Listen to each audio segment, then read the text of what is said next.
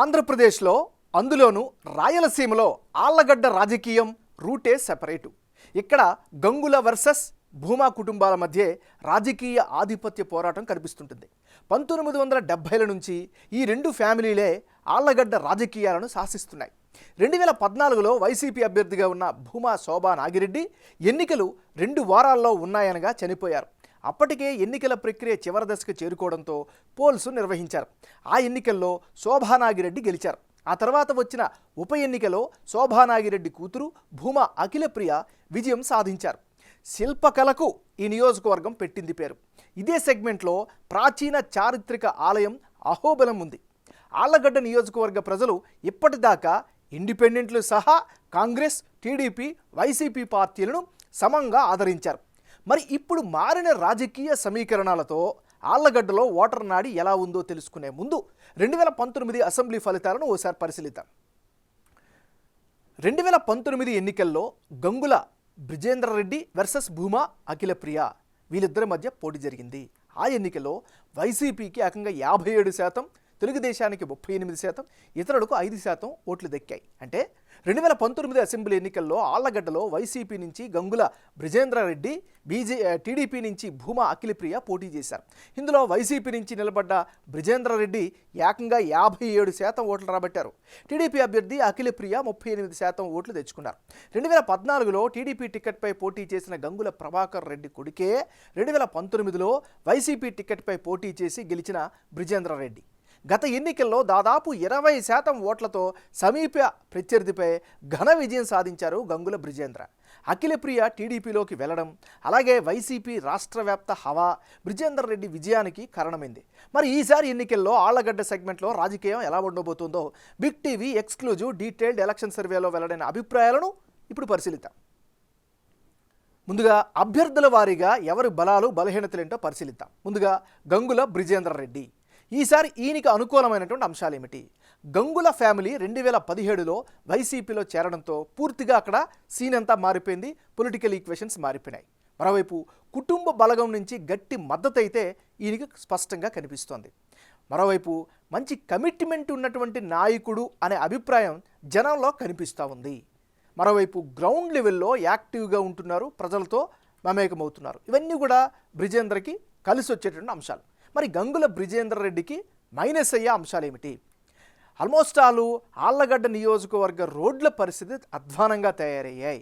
ఈ విషయంలో అన్ని వర్గాల వాళ్ళు కూడా నెగిటివ్గా ఉన్నారు.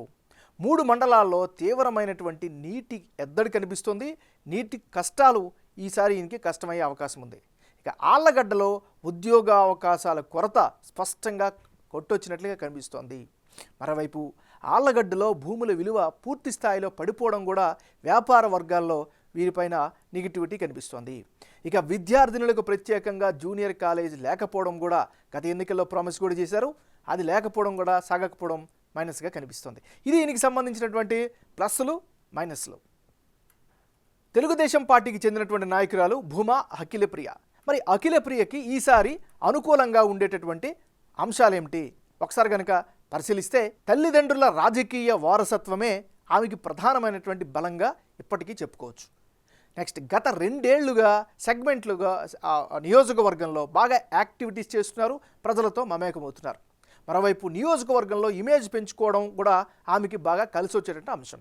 ఇక టీడీపీ కార్యక్రమాలను జోరుగా చేస్తున్నారు, మరోవైపు పార్టీ పరంగా కూడా కార్యక్రమాల్లో పాల్గొంటున్నారు. ఇవన్నీ కూడా ఈమెకి కలిసి వచ్చేటువంటి అంశాలు. మరి భూమా అఖిలప్రియకు మైనస్ అయ్యే అంశాలు ఏమిటి?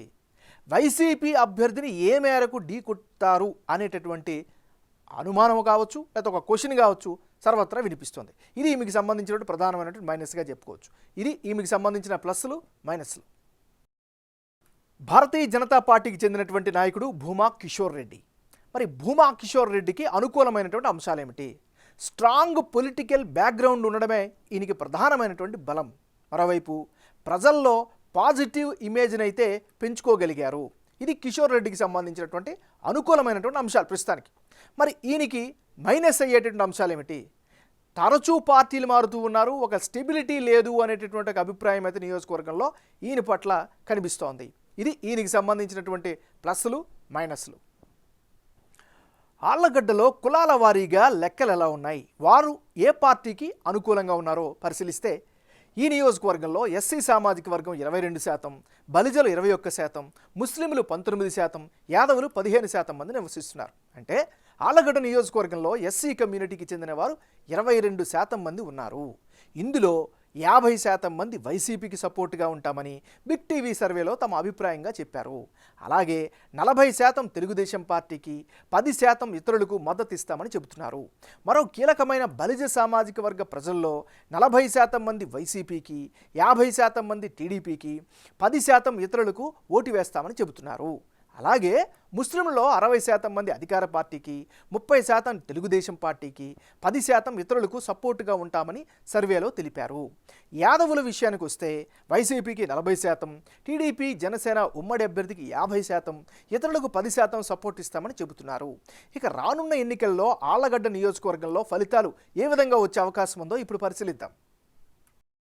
గంగుల బ్రిజేందర్ రెడ్డి వర్సెస్ భూమా అఖిలప్రియ, వీళ్ళిద్దరి మధ్య పోటీ జరిగితే వైసీపీకి ఏకంగా 47% ఓట్లు దక్కే ఛాన్సెస్ కనిపిస్తున్నాయి. తెలుగుదేశం పార్టీకి కేవలం 39% ఓట్లు పోలయ్యే ఛాన్సెస్ ఉంటే ఇతరులకు 14% ఓట్లు వచ్చే ఛాన్సెస్ కనిపిస్తున్నాయి. అంటే ఇప్పటికిప్పుడు ఆళ్లగడ్డలో ఎన్నికలు జరిగితే గెలిచే అవకాశాలు వైసీపీ అభ్యర్థి అయిన గంగుల బ్రిజేందర్ రెడ్డికే ఉన్నాయి. ఆయనకి ఏకంగా 47% ఓట్లు వచ్చే అవకాశాలున్నాయి. టీడీపీ నుంచి ఒకవేళ భూమా అఖిలప్రియ బరిలో దిగితే 39% ఓట్లు సాధించే అవకాశం ఉందని బిగ్ టీవీ సర్వేలో వెల్లడైంది. ఇతరులు 14% ఓట్లు సాధించే ఛాన్సెస్ కనిపిస్తున్నాయి. గంగుల బ్రిజేందర్ రెడ్డి గత 5 ఏళ్ల కాలంలో ఆళ్లగడ్డలో చేపట్టిన అభివృద్ధి కార్యక్రమాలు ఆయన గెలుపు అవకాశాలు పెంచుతున్నట్లు బిగ్ టీవీ సర్వేలో వెల్లడైంది.